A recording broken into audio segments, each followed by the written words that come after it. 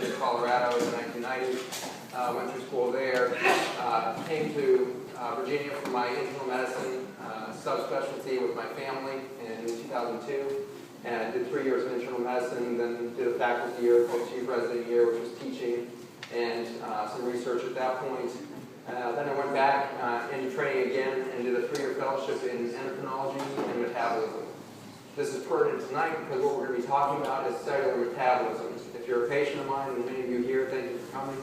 I usually tell you the endocrinology side of cellular healing and stress reduction through suppressing stress hormones and how you do that nutritionally. This is the flip side of that story. So endocrinology is what you hear at clinic. We're going to talk about metabolism tonight. Metabolism is a word that's thrown around a lot. People think of weight, people think of weight gain. When they hear metabolism, they think of athletes, things like this. But it turns out that it's far, far more than muscle and athletics and everything else. We're going to talk through the whole gamut tonight of what metabolism really is at the cellular level and how come it's so integral in healing. Before I start on the science side of it, I want to frame this discussion tonight in the context of all of you who form our community. You guys are all members of a complex community that represents one of the most diverse in the country. Albemarle County is ranked number 3 in the country for wealthiest communities. That's kind of bizarre. There's some big wealthy communities out there where we rank number 3. We ranked number 1 for IQ, or intellectual interest, or academic interest for communities. And so that's kind of interesting that there's a high level of interest in this community in knowledge. And certainly our university drives this, certainly maybe our founding fathers with Thomas Jefferson and everything else drove some of this community interest and impulse for knowledge. But the fact that you guys are all here on a beautiful evening points to a community that is self-interested, that is interested in wellness on many different levels. Right now we are in an absolute humanitarian crisis in our country called the healthcare system. And our healthcare system is in the throes of what will be one of the biggest crises that the world will ever see. That crisis has reached a pitch level in the last 10 years, and we didn't become really aware of the crisis until about 10 years ago. Around this new millennium, as the millennium turned, we started to get rumblings of, oh my gosh, this could be really, really bad as to what was happening in the health of Americans. What is currently happening is that we are spending 20%, 19% of our gross domestic product on healthcare. That's a GDP of almost $15 trillion a year, which means that we are spending almost $3 trillion a year on healthcare. $3 trillion a year on healthcare in this country. We are far and away the biggest spenders in the world on healthcare. You compare us to other developed nations like Japan, they're spending 6% of their gross domestic product on healthcare. And unfortunately, this is one of the examples of where expenditure does not equal quality, does not equal outcomes. We rank 40th in the world in nations in regard to health outcomes. This puts us in league with nations such as Chile, which is ahead of us, Croatia, just behind us. We are dealing with a reputation medically that's got this glowing reputation around the globe. Everyone wants to come to the United States to get health care. We are not getting the results that our commercials would portray. We rank way down the list, like 50th in things like perinatal mortality. We haven't even figured out how to birth babies safely in this country. We're medicalizing it more and more and more. And our outcomes are getting worse and worse and worse. And so these aren't just outcomes of heart disease and stuff. This is the very basics of life and death that we're screwing up here. And so this is the situation on the national scene, is that we are the most inefficient medical system on the planet now. Spending more than any other country. We're actually spending more than most of the rest of the world combined on our health care. To reach this ranking of right ahead of us, Chile spent $267 per person per year to achieve their ranking. Us, right behind them, we spent $4,290 apiece at the same time to achieve our ranking right behind them. $4,200 versus $260. And those are normalized to US dollars and actually actuated for the differences income and everything else. So it's a pretty well-controlled number. So we're spending a gross amount of money on healthcare delivery and getting very little for it. The result of this has been unfortunate, but very telling of the times in general in regard to our society and our financial structure, is that wealth, and this has become a big thing in the current run to the presidency, the wealth is now consolidated in fewer hands than it's ever been consolidated before. Nowhere is this more true than healthcare. Just like the pork industry, we've gone from hundreds of markets and hundreds of companies competing in a market to just a few over the last 30 years. Now there's 3 or 4 companies controlling all of pork in America. Same thing has happened with healthcare. Every year, hospitals are collapsing into hospitals or collapsing into hospitals. We're getting these larger and larger conglomerates that are gobbling up the country as fast as possible to keep skimming off the top of ever-diminishing returns. And so we have wealth consolidating in the hands of these huge hospital conglomerates. The only industry that has shown massive growth during the recession is the pharmaceutical industry. And the pharmaceutical industry is making returns of some 18% through some of our biggest recession years. Those are numbers that have never been seen in any industry. And we're seeing a strange merger of industries. We now have Pharmacia owning Monsanto. We have a sudden marriage of the pharmaceutical industry and the food industry.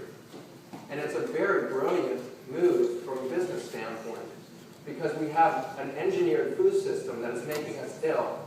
And this is the place that we started our clinic where everybody is, we've got to change the way we eat. For every dollar that we spend on engineered food, we're going to spend $10 to $100 on the health care to manage the chronic disease coming from our food. And so for one industry or one company to own both the processing of food and the health care that will manage its diseases is brilliant. This can sound hopeless at first, but there's something really, really exciting afoot in this country that's been moving for about 20 years, is that the consumer has more and more been asserting itself as the most powerful entity in this country. And this is maybe the savior of capitalism, because the negative, the Darth Vader side of capitalism is Monsanto and these huge firms that are now controlling 90% of our corn industry and 95% of the soybean industry and everything else. That sounds like Darth Vader and terrifying. But when I went through pre-med in the early 1990s, nobody was thinking that the tobacco industry was going to collapse ever. They were the most powerful lobby in America. By the time I was going through residency, we had whole states that were tobacco-free. Now most of the country is tobacco-free. You can't smoke in public places around most of the country. That was unbelievable in 1990. We saw an industry change because of consumer demand. I think it's going to happen much faster this time, because not everybody smoked, not everybody got upset about smoking. Everybody is upset about what has happened to our food industry and the lack of our control over it. We are going to see massive shift in the next few years and this next decade in some of the most powerful and big money industries that have ever existed. And the thing that excites me is the societal effects of a product that we'll talk to them about tonight, but actually it goes beyond the product and more about the biology. The biology that we teach in our clinic, and we've been teaching it long before we knew about SE or we was using it as an adjunct to what we do. The biology is going to be our savior here. Because the biology of the human body is that we heal all the time. And we are just on the verge of optimal health all the time. If we can stop injuring slightly faster than we can heal, we're going to have outstanding health. We just have to heal slightly faster than we injure ourselves. And our biology is built with all kinds of grace and mercy. I have patients who have been abusing their bodies for 60 or 70 years, most of them unaware of the abuse that's happening to them or how it's being perpetrated. And they come in their 60s or 70s, and they have ravaged bodies. Vascular systems falling apart, they have plaque all over their body, they've had a heart attack or two, they have raging type 2 diabetes, they're on tons of insulin. The writing is on the wall. They've got years to live at best. And so these people go on an incredibly good nutrition, an incredibly big effort to change their environment, and suddenly they get healthy. And we stop insulin, and their blood pressure is coming down, their medication lists are shrinking, and they're getting their life back. And that is what's going to be a big changer in the society that is spending $3 trillion a year on healthcare to chronically manage disease.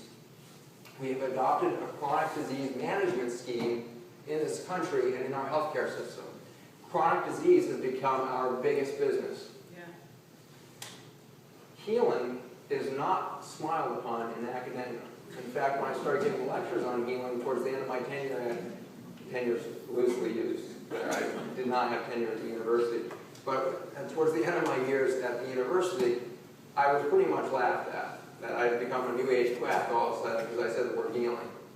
And for an industry and an academic center to lose hope or faith in the concept of healing, and we call ourselves physicians, there's something wrong with what we're teaching. There's something wrong with what we're doing.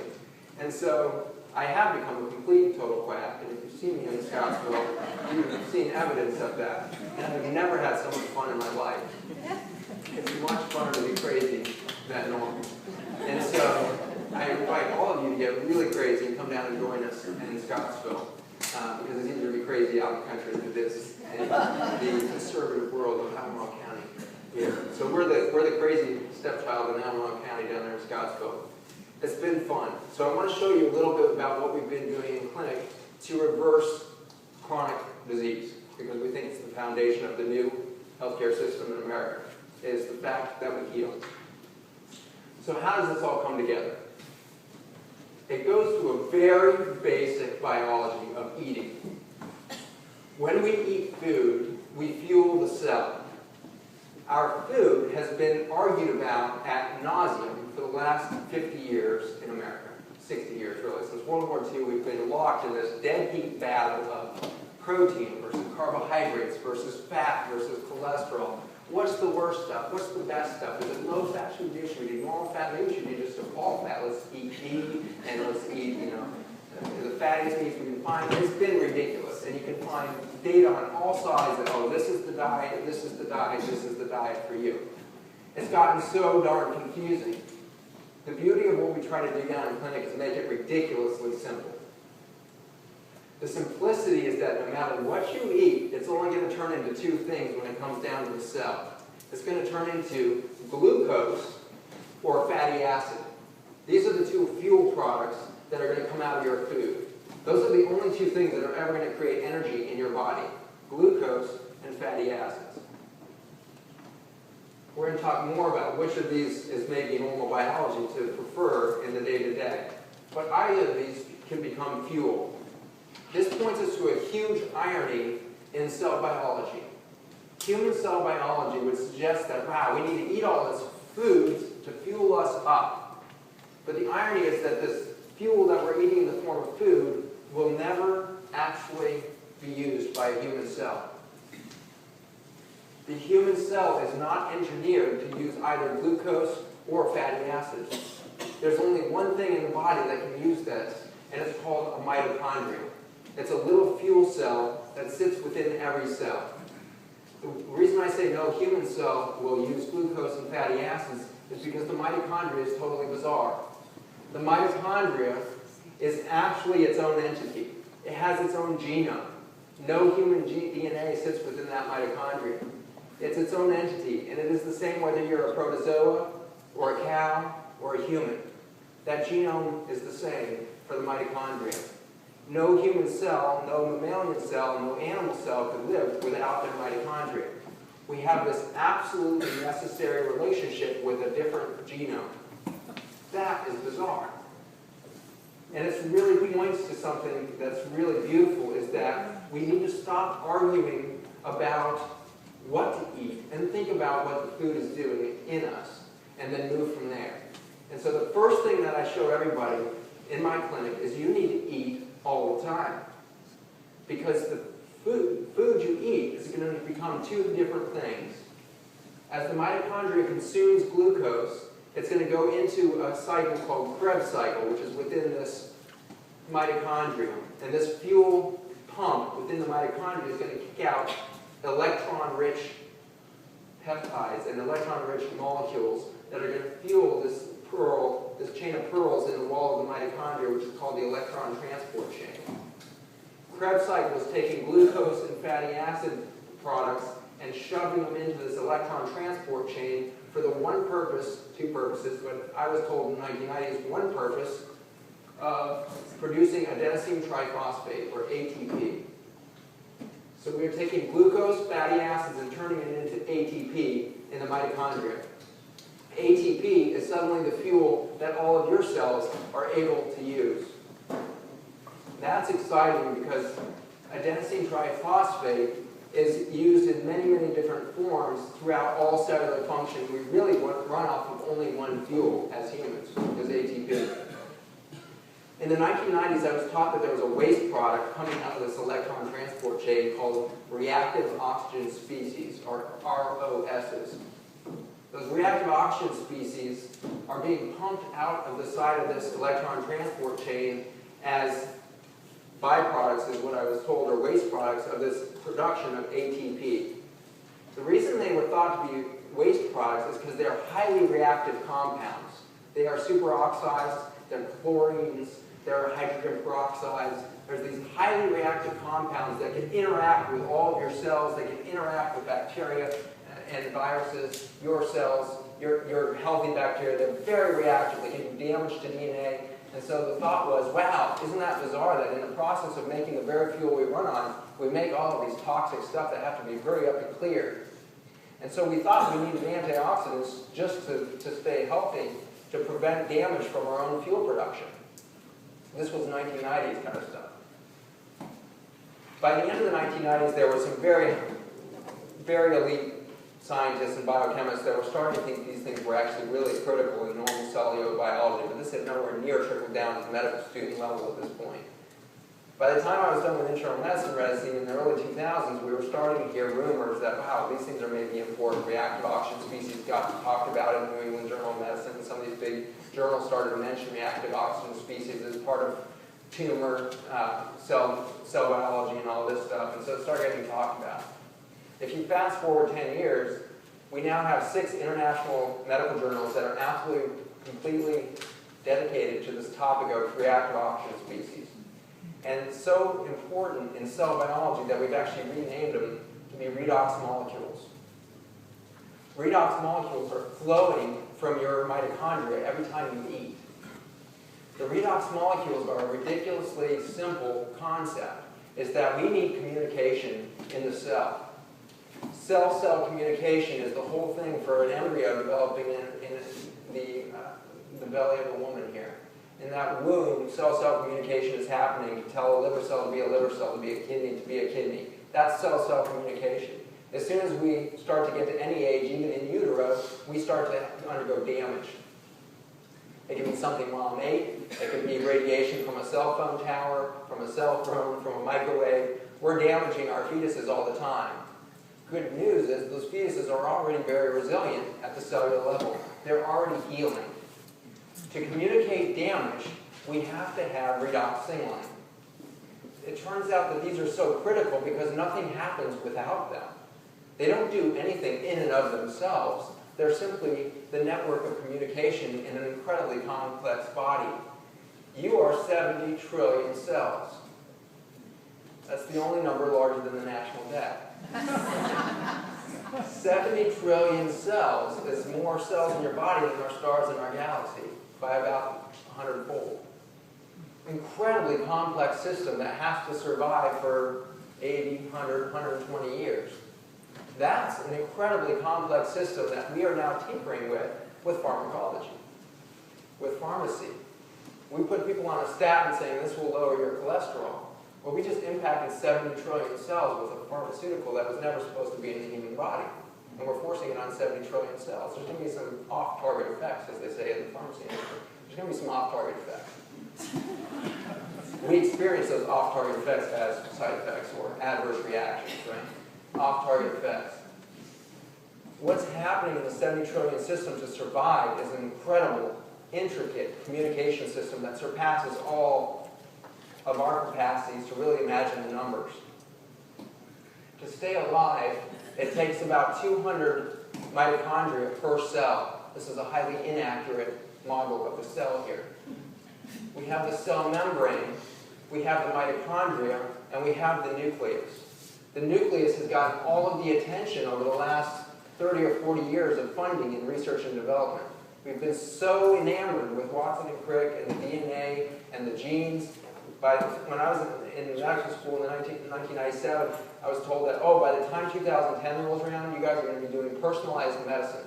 What's that? Oh, it just means that you draw their blood, run their genome, figure out what diseases they're going to have, and you'll know exactly what drugs to put them on. That was the dream in 1997. And so now we fast forward 13 years and we've never had so much disease in the world, and we're absolutely nowhere near guessing who's going to get which disease. Well, actually, it's pretty simple. You can at least narrow it down to a multiple choice test. It's going to be vascular disease, cancer, or major depression. And so this is basically the phenomenon we have in this country. Or all three. You can't have one without at least another. You can't just have one potato chip. And so you've got to have more. And so we are looking at a situation where we are no nearer any promise of the DNA revealing anything in human health and healing. And the story as to why has become fascinating. That the DNA is not the brains of the operation. We are still locked in the belief system. You can certainly look at NIH funding and still believe, my God, it must be all about the DNA, because we're spending billions of dollars on research in the world of genes and genome patterning and genes that determine disease outcomes and all this stuff. But if you go talk to the chief of cardiology at the University of Minnesota, or Michigan, I keep doing that, University of Michigan, he, 3 years ago, said something amazing. He said 99.5% of all of vascular disease, which at the time was the #1 cause of death in America, right until cancer took over, is environmental. It's not the genes, which is amazing because his whole department had made their international reputation on the genes of cardiovascular disease. He said it's not the genes, it's the environment. It's causing 99% or more of the vascular disease in America. And it's all reversible. It's all reversible if we just change the environment. And so we're starting to realize that the brains of the operation in a cell is not the nucleus at all. It's the cell membrane that's reacting to its environment and reacting and communicating to that environment through redox molecules. And so we have this beautiful situation where a cell is talking to a cell is talking to a cell, and we get this beautiful cooperative environment where cells are interacting and talking to each other as what do I need, what do they need, what does the extracellular space need. When there is a need, a redox signal goes out to the nucleus and calls for a protein. And all of these transducers of DNA transcription move in on the scene and allow for DNA transcription of a protein or an enzyme or whatever is needed in the cell. This is essentially the Lowe's or the Home Depot of the cell. When you need something and it's broke, you go get a new one and replace it. But nobody thinks that Lowe's and Home Depot is actually the brains of Charlottesville. That must be Teresa Sullivan, right? And so the brains of the operation is right up there at the university. We keep telling ourselves, you know, it's up there, that's where it is. Well, the university is trying to be this big global leader, reacting to the environment all the time and changing and shifting, and it's made up of all these community members who are trying to do something really fantastic, which is advance knowledge and community. So the brains of the operation is not the production center. It's not the tool shelf. It's not the warehouse. The brains of the operation is out here at the cell membrane. And that cell membrane is where we actually survive. The cell membrane is where we start to communicate with the immune system. The immune system is the place in which we prevent and cure disease. An amazing article came out a few years ago from Johns Hopkins that said that the average human gets cancer 6 times in their life. The average human gets cancer 6 times in their life. Why is this the most feared thing in our nation? Why is cancer such a fearmonger if we are going to get it 6 times in our life and most of us not know that it ever happened to us?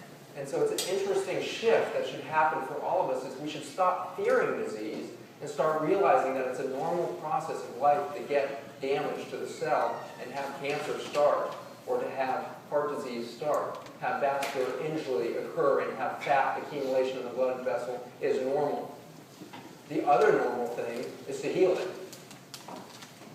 That's a big paradigm shift when we're talking about a $3 trillion industry. Should we stop fearing the disease and stop focusing on the disease, and maybe, as a community, as a healthcare system, start focusing on the patient again, on the individual, and say, wow, what we need to do is support every single cell in the body and support the immune system with every tool we got in the box, and then we'll have preventative health. Preventive health, I want to clarify, is misused all the time in our industry. Mammograms have been pitched as a preventive health tool. Well, there's nothing preventive about finding cancer when it's already occurred. That's what you call an early detection system. It's not preventive health. But that's our mentality for preventive health. We put money into it because we can charge for it, right? And so if we can make a buck off of it, we can keep a big hospital center alive. We just built a $74 million cancer center at the University of Virginia. At the exact same time that we broke ground at that, the University Physicians Group, who are some of my favorite doctors at that university, were trying to do primary care and preventive medicine, declared bankruptcy. Because they had been sued by Medicare for $8.6 million for overcharging Medicare for their services. And this was back in 1997 when they were actually sued. The university said, look, we know that's going to put you out of business. We'll hold on to your debt until you can restructure, and over the next 10, 12 years you can restructure and pay off the debt, and we'll help you with that.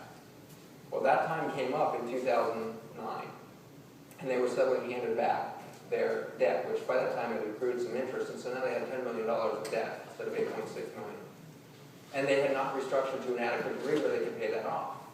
And so at the same time we're bankrupting our primary care doctors at the university, we're building a $74 million cancer center. This is not to fault the hospital system. Some of my favorite people in the world are up there, very well-meaning doctors and nurses who are trying to make a difference every day in their patients' lives and doing some pretty amazing things still. But the point is that the structure, the big concept, is broken. We keep fueling harder and harder for these big dollar feedbacks in the way that we build a healthcare system. And the way that we make sure that we continue to succeed in that mission is we train our doctors to become excellent at the high dollar rate. And so the smartest doctors that come out of medical school go into what field, would you guess? The smartest, meaning the doctors are acing every exam. They seem to not even have to think, and their brain is like exploding with knowledge, and they're extremely annoying to sit next to in class. Neurosurgery, good guess. Cancer doctors, oncologists, research doctors, oncologists, anesthesia, Radiology. We haven't hit it yet. Nutrition. Endocrinology. Oh, please, no. You're getting close. Dermatology.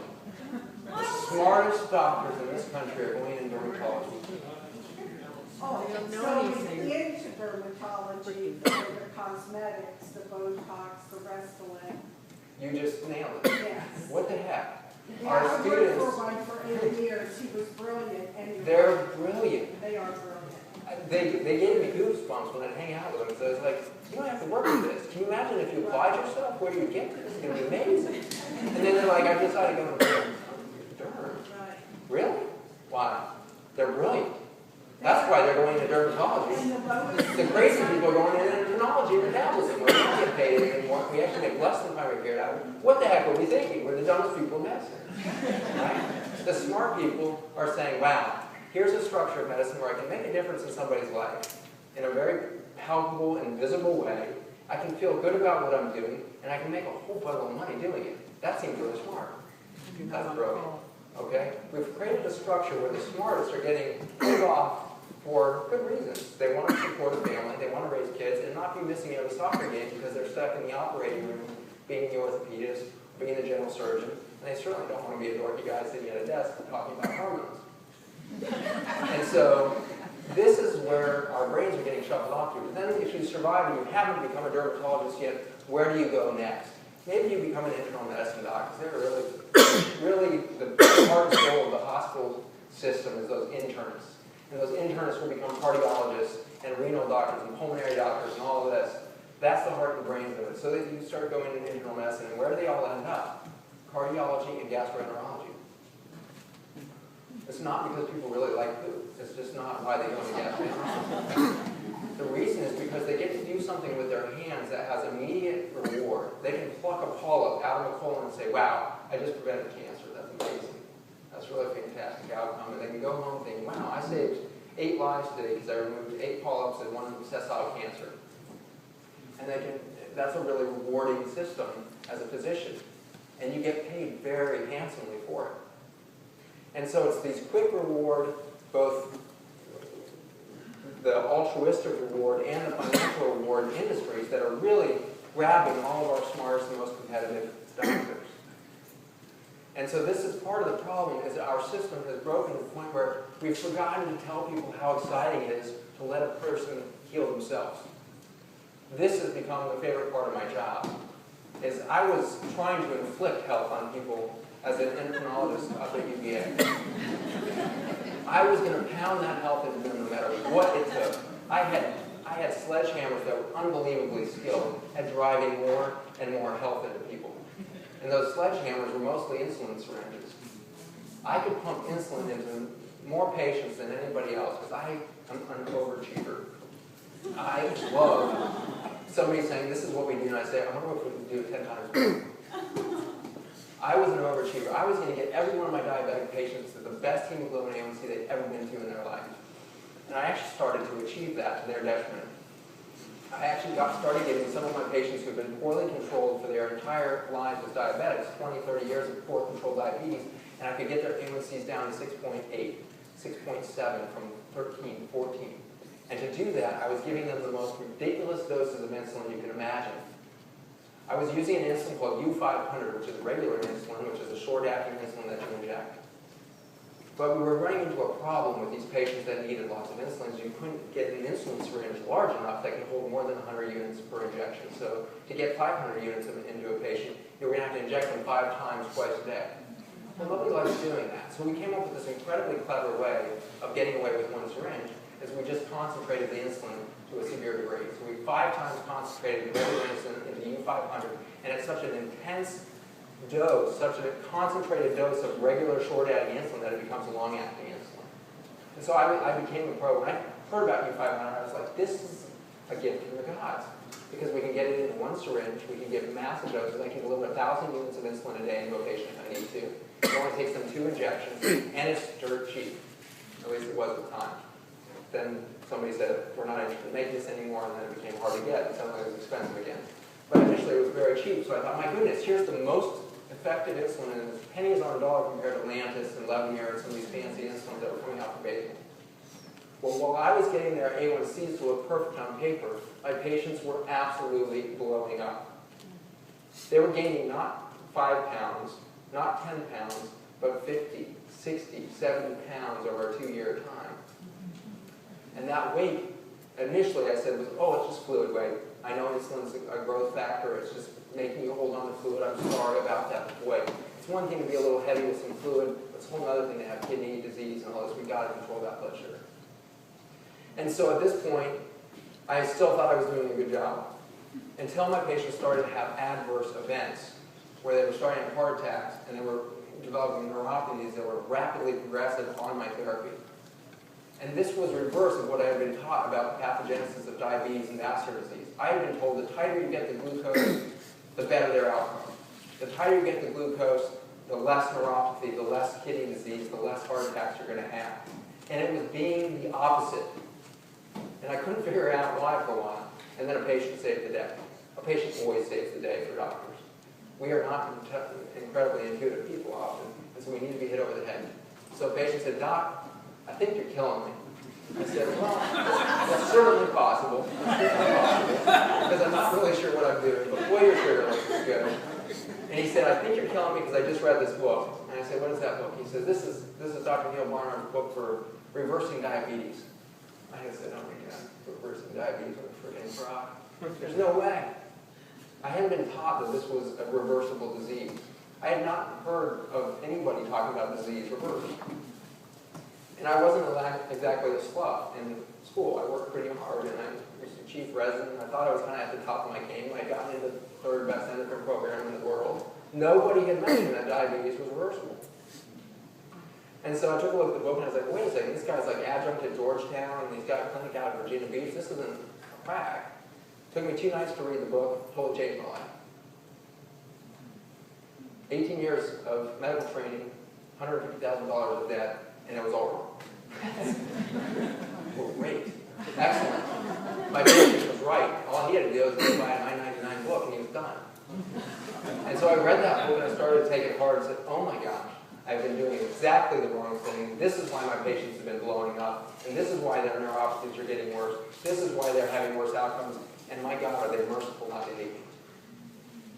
And so I started working with my patients. And the thing that came out of it was better health outcomes for sure. But the most special thing to me was the relationship I developed with my patients. Because I started believing them for the first time in my professional life. I started believing them that they weren't eating too much food. I hadn't been taught that they were all kind of fat, stupid, and lazy. That was basically the model I'd been taught. This is why they're diabetic. They're just eating way too much food out there. I'd walk in and talk to these people. They'd tell me all their day food. I was really into it. They'll tell me exactly what you're eating. We're going to figure this out. I added up. They're eating like 1,200 calories at the most. I'm this skinny little runner, dude. I'm eating like 3,500 calories a day. And so I take that to my dentist and say, well, they're not eating too much. They're hardly eating anything. My dentist's like, well, actually, we've done studies on that. Turns out that they underestimate all the time what they're eating. And I was, wow. Underestimate by like 80% what they're eating. That's amazing. That's really a misperception. That's really horrible misperception. And they're like, yeah, you know. I'm thinking, wow, instead of eating half a bag of corn chips, they actually ate 7 bags of corn chips. That was really weird. But I thought, well, you know, these guys are smart. They're 65 and they've done all the science, and they did the studies to prove that they were already overeating, so they must be overeating. And one of the diabetes specialists at UVA, his favorite joke was, what, they defy the laws of thermodynamics? That turns out to be the saddest reality, is they do not defy the laws of thermodynamics. My sickest patients are the ones who have been taught that food is toxic to them. Every time you put food in your mouth, it's going to be fat. You're eating too much food. As soon as they stop eating, because they think that they're getting fat, they just did something horrible. As they stopped producing redox signaling molecules, because they didn't eat. They stopped producing ATP in the cell because they didn't eat. Suddenly, they're going into hibernation. They're going into hibernation because they have no fuel. When there's no fuel on board, the body is very smart on how to deal with this. It decreases core body temperature by just a couple degrees. Just like turning down your thermostat in the middle of winter, you can save a bundle of money by turning down the temperature. Don't heat it to 75 in the winter. Heat it to 68, 65. You save hundreds of dollars. Same thing with the body. 98.6, that's hot.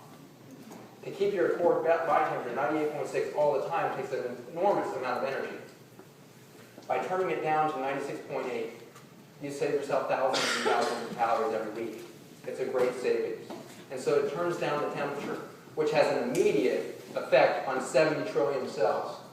70 trillion cells, every one of which has hundreds of thousands, if not millions, of enzymes in every cell. Enzymes are the machinery of the cell, and they only work in a very narrow temperature range. As you start to leave their narrow temperature range, they slow down. It's brilliant. Drop the temperature, save yourself the fuel for heating the house, and in the process, slow down all cellular function. That is a disaster for our patients. They get up in the morning, and they're expected to be the CEO of the company still, or whatever they're doing. They're expected to drive this high-impact lifestyle that's demanding thousands of calories with them, but they're only eating 800 or 1,200 calories. They are running on fumes all of the time. And you wonder why the body is starting to break down. Or now you don't wonder. When you stop eating, you go into metabolic hibernation. But in the process, you just lost your capacity to heal because you stopped producing redox signaling molecules.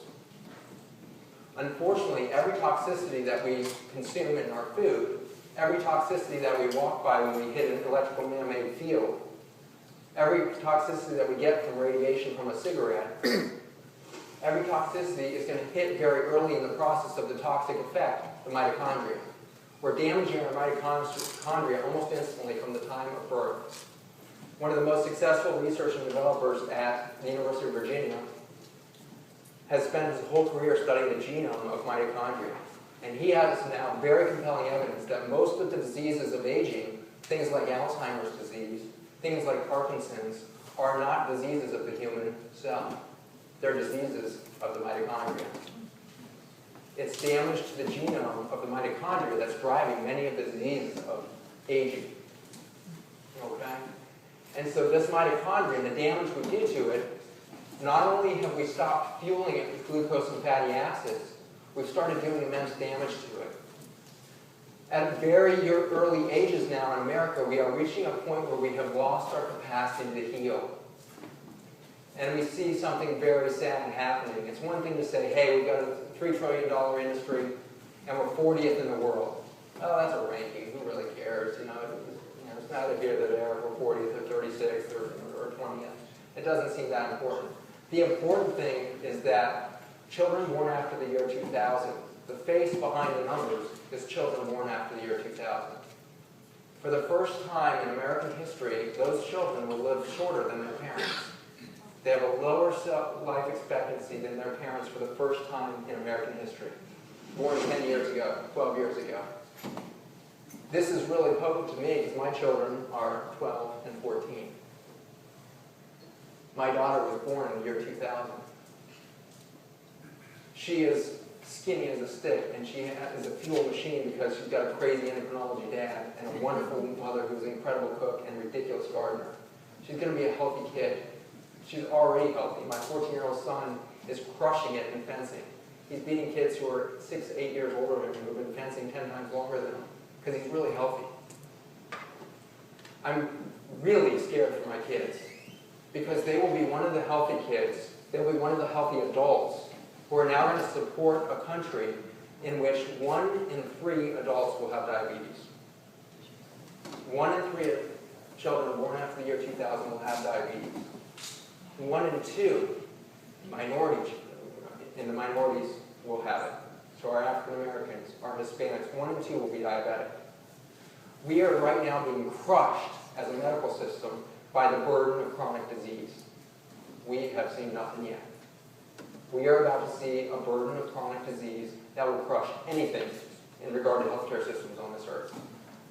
There's no healthcare system in the world that we can look to that can say, hey, what's going to support our kids when we have 1 in 3 that are diabetic? It ain't out there. We don't have that model. We don't have the money. We can't even do 40th place with $4,267 a year. What's going to happen when 1 in 2 of our inner city kids has become an adult and is now diabetic? My children being healthy might be the saddest situation in some ways, as they're going to be expected to work to a level in which they can produce enough wealth to keep a nation alive and sustainable and competitive on an international scene when 2 out of 3 of their colleagues is sick. And that's just diabetes. We haven't even mentioned depression.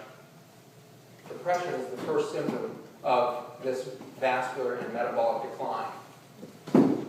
All of us in this room have experienced depression. We have a prevalence approaching 100% now of major depression in a lifetime, which is striking because major depression was the most well-studied syndrome and disease process in 1900, 112 years ago. Freud and his colleagues had really elevated themselves to the height of academia. They were the top of it at that time. We had no idea what a bacteria was, DNA. We had no idea what we could see with mood disorders. We were working like crazy on it. And Freud and his colleagues found a prevalence of major depression of 1 in 100. 1 in 100, and then you fast forward 100 years later, and it's almost 100%. What's happening to us? What's happening is that we are losing our capacity to heal very early in life from a very toxic environment impacting that cell membrane. And so that's where we need to start focusing our attention as a community, is how are we going to change the environment that's impacting that cell membrane? How are we going to do that as a community, and how fast can we do it? because we only have a few years to get this thing turned around before we have a prevalence of 1 in 2, 1 in 3. We don't have time to sit here and wait for the U.S. government to come up with a solution to our healthcare debacle. It's not going to come from the politicians. The answer and the solution is going to come from the consumers. And that's really good news, because all of you are phenomenally intelligent people that I've gotten to meet and be around. Many of you, some of you I don't know yet. Many of you have already healed yourself through a very simple process of pumping up redox signaling by eating excellent food all the time. My friend Grover is here in the crowd here. Grover has healed himself of a condition of diabetes with his nutrition. And that's an incredibly exciting thing to see somebody tackle it and say, I'm going to get better and come off insulin and do better.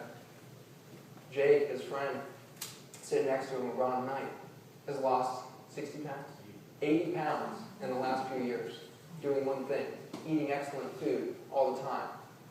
And by so doing, not only did they lose weight, they started pumping out redox signals from the molecules, and they're doing their best to heal. But Grover and the rest of my patients aren't out of the woods, because we still have a huge deficiency in redox molecules and of this ATP production that's been done with permanent damage down at that deep cellular level. We've lost some 80% of our redox molecule capacity by the time we're 50. This is why you injure yourself when you're 70 or 80 years old, and suddenly that cut on your leg becomes life-threatening. Same cut on your grandchild's leg, nobody even blinks. It's like, oh, man, it'll be better tomorrow. And it is. It's better tomorrow. But as a 60 or 70 or 80-year-old, it becomes life-threatening because our capacity to heal is so diminished.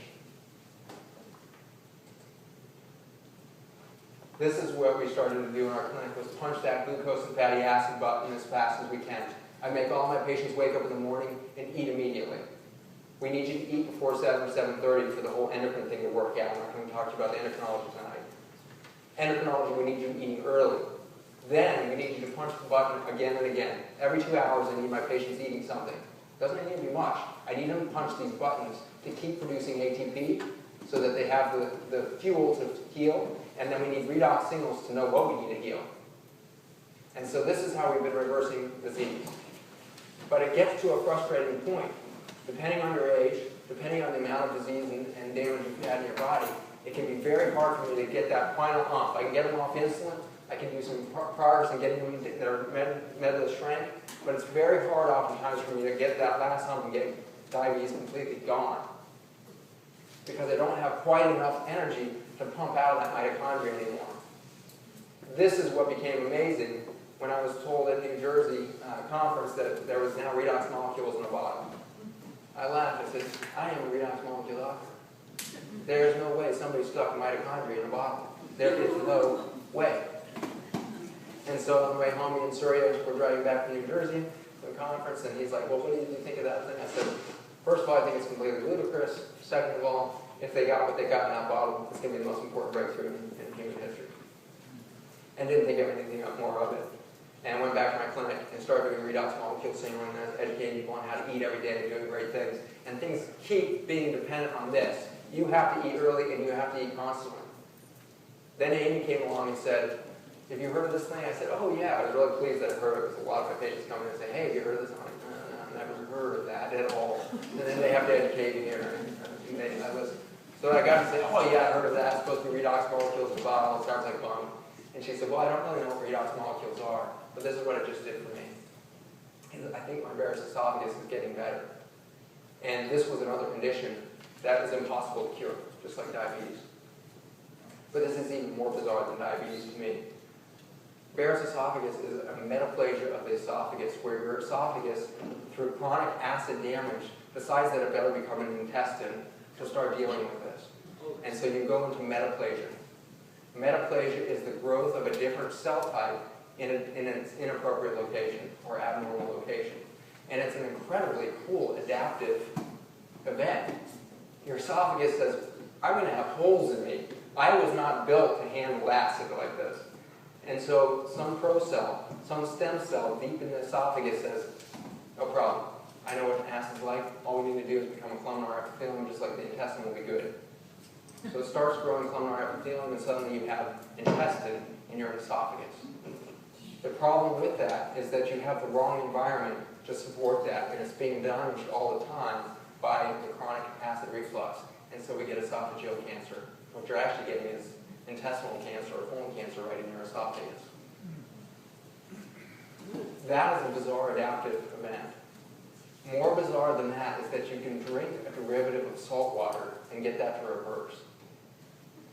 There is only one thing in the body that can do that. And so when I heard that metaplasia can be fixed by a supplement, I knew that it had redox molecules in it. Because there's only one thing that can do that. It's incredibly exquisite communication in the body. The first thing that happened is she stopped injuring the esophagus. She stopped this acid reflux. It's not an antacid. In fact, that bottle back there does absolutely nothing. It's not targeted at anything. It's not there to cure cancer. It's not there to cure heart disease. It's not there to cure diabetes. It's there to do just communication. Therefore, it works all the time in every cell because it's not supposed to do anything. It's just there to listen to the cells. When a damaged cell happens, it starts a chain reaction of reduction or oxidation messaging out of the mitochondria. And so instead of a balanced reduction oxidation signal coming out of the mitochondria, you suddenly get an oxidative signal coming out of the cell. And it creates a chain reaction where electrons are being ripped off of other molecules, and you keep getting more and more oxidant, and you're ripping off electrons, and you have this very rapid flare gun that goes out and says, we have a problem in this cell.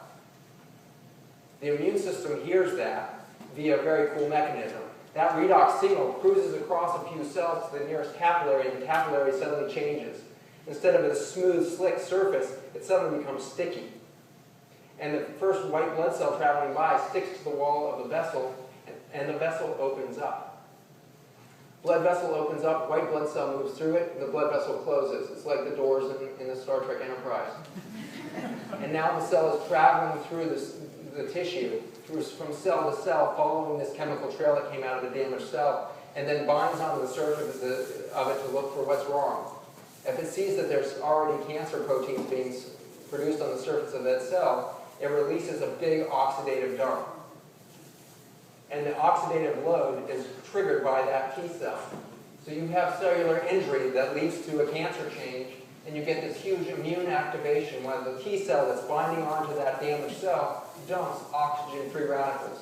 It dumps more oxidant on the scene, so much oxidant that the cell can't handle it, doesn't have enough reductant to neutralize it, and it dies. This is an incredibly important mechanism for clearing damaged cells from your body so that you don't get cancer all the time. The issue, though, is that if we don't sop these things up fast enough, they start to do collateral damage. And this is the process of something like osteoarthritis. If you go running, you're going to do an enormous amount of damage to your bones. You have micro fractures all over your bones at the end of a run. It's an absolute disaster at the cellular level, and everything kicks into action and you start healing. You start going into bone remodeling. And at the end of that time, you have stronger bone. You just remodeled. You did something cool. But what happened was this big release of oxidative stress when you injured yourself. In a healthy young person, that doesn't cause a problem because they have tons of antioxidant and the oxidant-reductant mix of redox signaling coming out of the mitochondria. An antioxidant that comes in your blueberry or your green tea or is made by your body in forms like glutathione, these big potent antioxidants don't do anything to these oxygen-free radicals until there's a reductant to marry to it. They look like Pac-Man. There are these big enzymes that sit there with this open valve. And when a reductant comes in and plugs in, it has to wait for an oxidant. Oxidant comes in and bonds, and suddenly there's a reductant oxidant. It slams shut, marries the two together on the quantum physics level. There's a rebinding of electrons around those protons, and it opens up, and it's got a benign salt. No oxidant, no reductant, it's benign. It can now be cleared. A single antioxidant molecule can clear tens of millions of reductants and oxidants per minute. Very potent system. But it doesn't work until you have enough oxidant and reductant in the system. As we age, we lose this balanced redox signal coming out of the cell and bathing everything. In an ideal young body, we have this bath of reductants and oxidants. And we're starting to lose that as we age. And now we start getting an excess of oxidant without the reductant. Our antioxidant can be there, but it can't do anything about it. As we lose mitochondrial function, we lose the capacity to clear oxidant. And now suddenly you go running, and you dump a bunch of oxidant-free radical on the system, and instead of sopping that up really quickly, it stays around. And suddenly you have secondary injury. You have collateral damage from your own immune response to an initial injury. The best example of this is maybe hydrogen peroxide that we used to pour on wounds all the time. We were pouring this on wounds through all of World War I, World War II. We were pouring hydrogen peroxide over everything because it was antiseptic. Finally, a very clever surgeon, which is an oxymoron, came in the 1980s and said, I wonder if it's a good idea to be pouring all of this hydrogen peroxide over wounds. I wonder what it's doing to cellular healing, because we were starting to find out what oxidants and reductants were doing in tissue. And so he did this beautiful little elegant study that was extremely cheap and extremely simple, where he started watering down hydrogen peroxide to wash the wounds out with. And he found something amazing. There was continued slowing of healing until he got it down to a concentration of 9 parts water and 1 part hydrogen peroxide. Too much of a good thing can do a lot of collateral damage.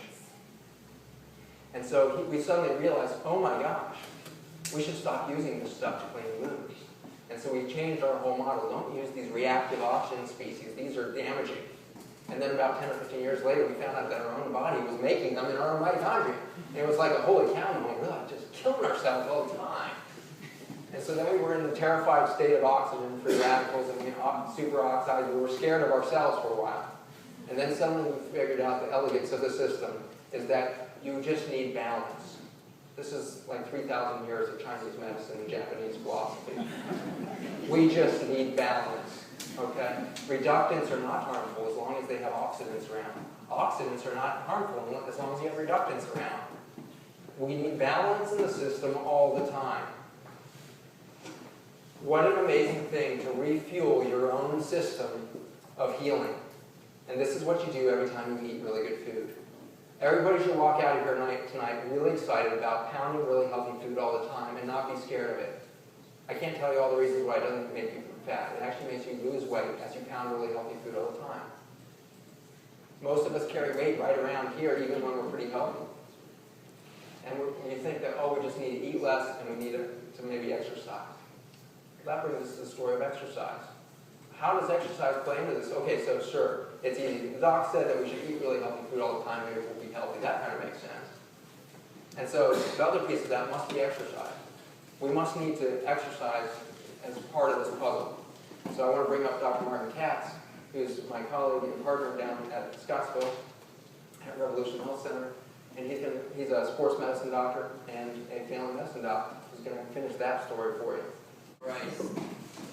So what you're starting to hear as a pattern here is that we're going to talk about more of this outside afterwards if you want to know more about the ASEA and how it's going to work in the cell and everything else. But the big picture is, for the first time in human history, we have a way to get some more grace at the cellular level by increasing and amplifying the signal of redox molecules.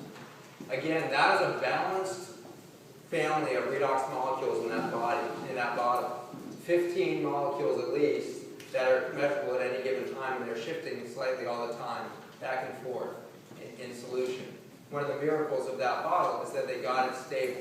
It took 12 years and a complete bankruptcy of the original biotech firm before somebody came along and bought it up, took it to Gary Samuelson, who's one of the most amazing scientists on the planet. He's an atomic physicist who created the nanorobot, trying to deliver chemotherapy. Not exactly your granola tree hugging wellness guy. But he got a hold of this product and figured out how to get it stable in a bottle. It is a balanced family of 15 redox molecules that are made from salt water. This is basically recreating some of the magic that happens in ocean water, probably more so back in the day before we dumped a bunch of trash and oil and other things into our oceans. But in an unadulterated ocean, we were probably teeming with redox molecules. And every time we bathed in it, we bathed our body in this incredible healing solution. If you look at amniotic fluid, it's basically a pool of redox signals that we are developed inside of. It's a beautiful thing. We're supposed to be bathing in redox molecules. And as long as it's balanced, we're going to be feeling that antioxidant all the time. And so it's this exciting process of, if we do the things right that we should be doing, if we eat healthy food all the time, we start fueling this redox signal coming out of every cell, and we send out all these red flags where damage has been done. And then we start exercising as the energy comes on from our fueling that process that we're doing. It's pretty important, by the way, to do it in the right order. If you are not eating, and you're trying to live off of 800 calories, and you go to the gym, you're going to feel terrible. You're now trying to burn energy that you don't have, and you quickly give up. Because your doc said you should go exercise. And all these people in America are going to ACAC, and they only last for 10 or 15 days in their gym membership because they are so worn out by the end of it. They say, this is ludicrous. Why do I keep selecting the couch instead of the gym? It's because you have no energy, and your brain is saying, sorry, sucker, not going to happen today. You only ate 800 calories. You've already burned out 2,000. I'm not going to the gym. We're not going to do it. And so you lay back down on the couch. You can't overcome biology. And so you got to fuel your system, and then what do? You go exercise. And as soon as you start fueling up, your muscle starts moving without you even thinking about it. And immediately you start upregulating the mitochondria in every muscle cell in the body. And you start sending out a bigger and bigger signal of, I got to heal here, I need to heal here, I need to heal here. And then you take a supplement that will take you back to numbers of redox molecules that you haven't experienced in maybe a decade, maybe 5 decades. You suddenly start bathing the body in redox molecules. That is the game changer that we're seeing with a simple supplement made out of salt and water. How they did it, it's going to be, you can watch videos on this online and everything else about how that came to be and everything else. I don't have time to go into it tonight. But the amazing thing is we can do some very simple things in our lives to turn this healing thing around. And if we need to, if we have cancer or we have heart disease, or amazingly, if we want to reach optimal health, we get to do it by dumping some more redox molecules on the system and amplifying our capacity to heal. I've never seen anything like it in my years in practice. You can see infections turn around in hours and not days without antibiotics. I've never seen that before. MRSA infections, clearing on the legs, things like this, weird. I've never seen this happen without antibiotics. But if you start dumping this stuff onto wounds and onto systems that need to be healed, like esophagus that's damaged and has made precancerous changes to protect itself, you start to get healing very rapidly. The interesting thing that just emerged 2 months ago is depicted in this video that I want to show you for a few minutes. It summarizes one of the most compelling pieces of science that I've seen in all of my years as a doctor. Dr. Katz has told you that during exercise we mobilize fatty acids and we use them as fuel, and it's a fantastic fuel to use. It's the fuel of the aerobic environment. When we're using oxygen, we're using fuel. Glucose is this anaerobic fuel. In a diabetic, I lock them into a glucose metabolism by giving them insulin. I keep shoving more and more glucose into the liver, and so they have no choice but to keep burning this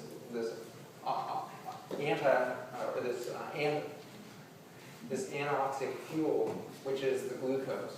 So they get locked into this unhealthy fuel burn, and they can't mobilize fat out of their abdomen anymore. They can go to the gym, and they're burning glucose for a few minutes until they run out of it, and then they're exhausted.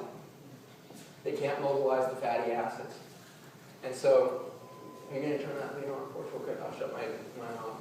This video is going to show you what happens to extreme athletes. These are cyclists who are going to have joined this study down at Appalachian State University in cooperation with UNC and Duke down in North Carolina.